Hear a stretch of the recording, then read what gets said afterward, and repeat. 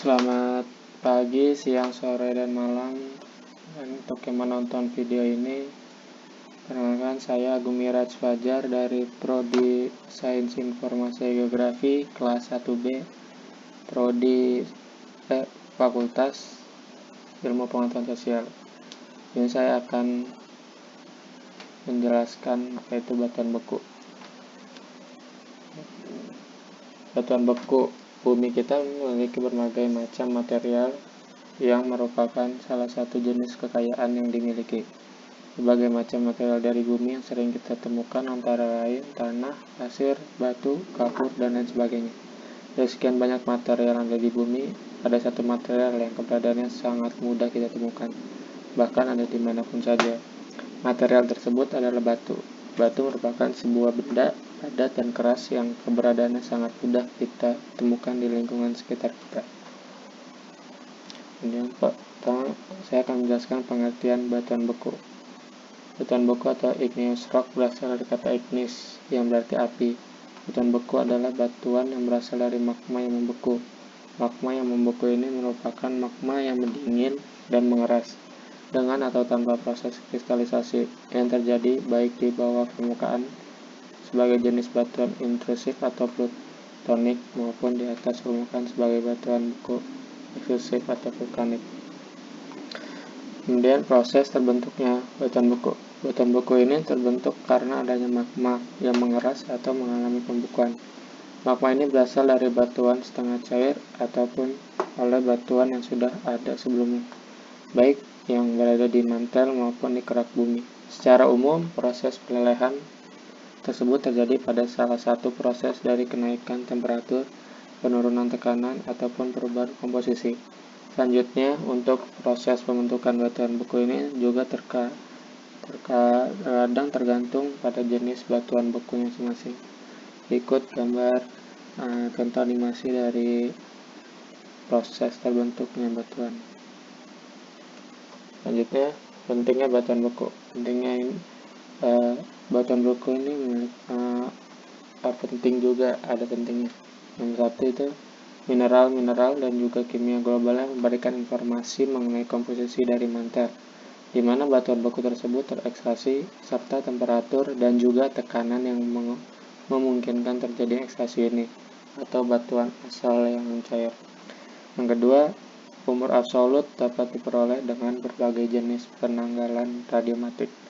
Yang ketiga, fitur-fitur batuan tersebut merupakan karakteristik lingkungan tektonik tertentu sehingga memungkinkan rekonstruksi tektonik. Yang keempat, pada beberapa situasi spesial tertentu, batuan beku merupakan tempat keberadaan endapan biji seperti tungsten, timah, dan juga uranium. Kemudian ciri-ciri batuan beku. Ciri-ciri batuan beku itu ada warna, tekstur, tingkat kristalisasi, dan dari tingkat kristalisasi ini ada 3 tingkatan. Yang pertama itu holokristalin, hipokristalin, dan holohyalin.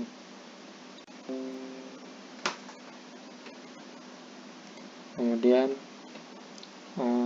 yang dari ciri-cirinya ada visualisasi granularitas.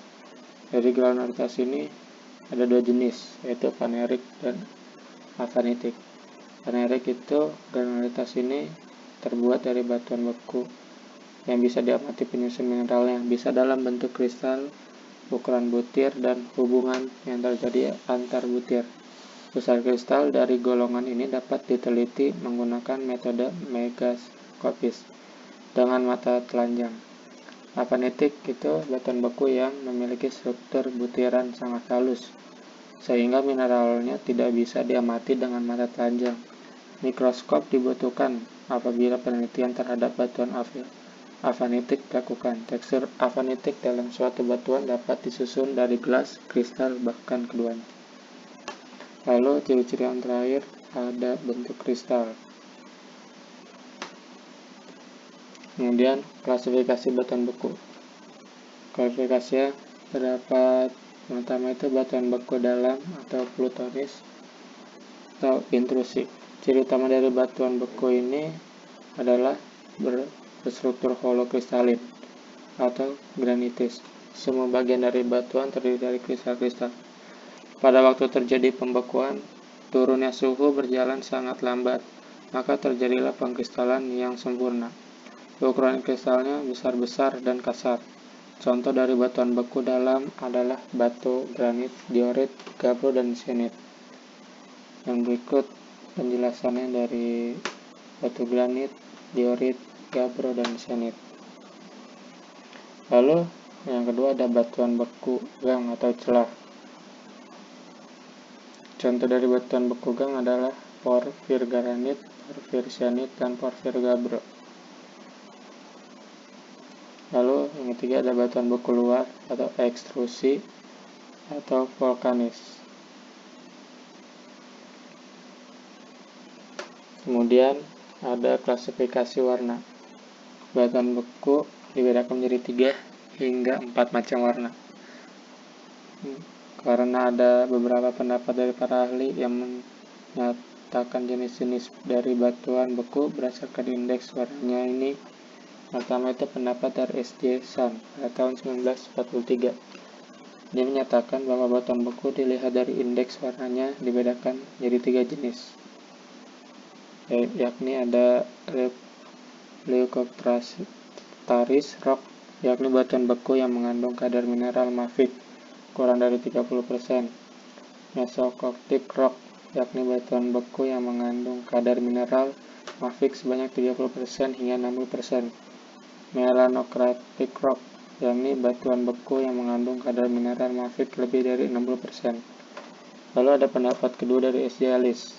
Berbeda dengan pendapat sebelumnya, S.J. Ellis mengklasifikasikan batuan beku menurut indeks warna ini menjadi 4 macam. Itu ada holofelsic, yaitu jenis batuan beku yang punya indeks warna kurang dari 10%. Kedua ada felsic, yakni jenis batuan beku yang punya indeks warna antara 10 hingga 40%. Lalu ada mafelsic, yakni jenis batuan beku yang punya indeks warna antara 40 hingga 70%. Mafic yang terakhir, yaitu jenis batuan beku yang punya indeks warna lebih dari 70%. Lalu ada klasifikasi proses terjadinya. Jika dilihat dari cara atau proses terjadinya, batuan beku ini dapat dibedakan menjadi 3 jenis, yaitu ada deep state rock, kedua deck rock, ketiga effusive rock. Kemudian contoh batuan beku.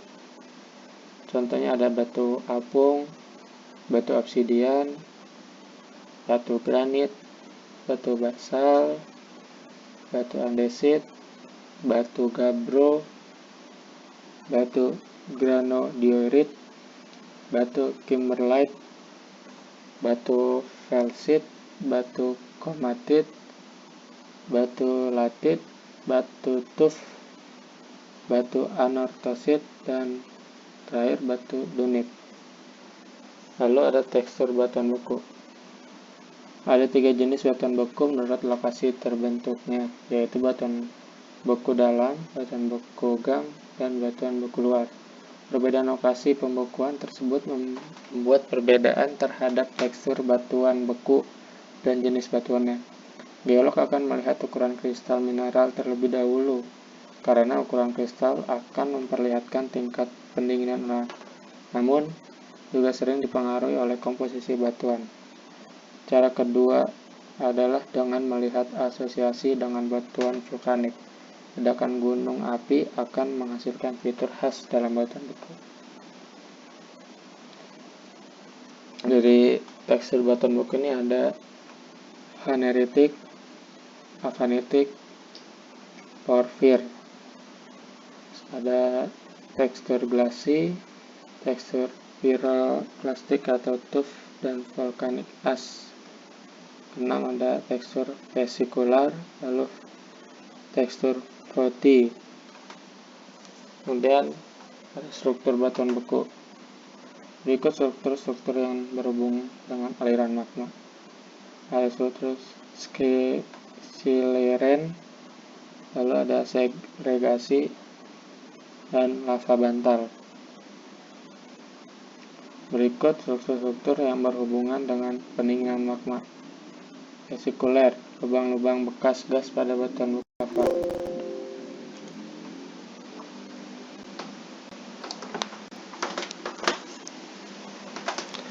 Ada amigdaloidal, yaitu lubang-lubang bekas gas pada batuan beku lava yang telah diisi oleh mineral sekunder seperti zeolit, kalsit, kuarsa. Kemudian ada kekar kolom. Kekar berbentuk tiang di mana sumbunya tegak lurus arah aliran. Lalu ada kekar berlembar. Kekar berbentuk lembaran, biasanya pada tepi atau atap intrusi besar akibat hilangnya beban atau pada lava. Berdasarkan tempat pembukaannya, batuan beku dibedakan menjadi batuan beku ekstrusif dan intrusif. Hal ini pada nantinya akan menyebabkan perbedaan pada tekstur masing-masing batuan tersebut. Penampakan dari batuan beku yang tersingkap merupakan hal pertama yang harus kita perhatikan. Penampakan inilah yang disebut sebagai struktur batuan beku. Lalu yang kedua, struktur batuan beku ekstrusif. Kemudian yang ketiga, struktur batuan beku intrusif.